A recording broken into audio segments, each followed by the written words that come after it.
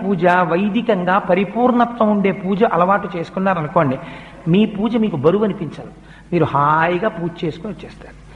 ఒక్కరోజు మీరు ఎంచుకోండి, ఏదో ఒక రోజు నేను ఒక శనివారం నాడు ఇలా పూజ చేసుకుంటాను, లేదు ఒక సోమవారం నాడు చేస్తూ ఉంటాను, లేదు ఒక ఆదివారం నాడు చేస్తాను.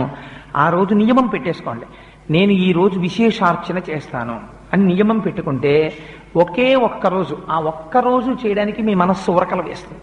ఇవాళ నేను విశేషార్చన చేస్తాను అని అదే పూజ ఎక్స్పాండ్ అవుతుందంటే, అదే పూజా విధానం కొత్తగా మీరేం చేయక్కర్లే. కానీ అలా ఎలా పెరుగుతుందో మీకు ఎక్కడికక్కడ చూపిస్తూ ఉపచారములు మనం చేస్తాం శాస్త్రంలో. అవి మీ మనస్సుని తీసుకెళ్లి భగవంతుడి దగ్గర నిలబెట్టడం కోసమని ఉపయోగించాలి. అంతేకాని వాటిని మీరు యాంత్రికంగా చేసేసారనుకోండి షోడశోపచారాల్ని, దానికి అర్థం ఉండదు ఆ పూజకి. అది నడుస్తుందేమో కానీ మీ మనస్సు అక్కడ నిలబడదు. నిలబడ్డం కోసమే షోడశోపచారాలు.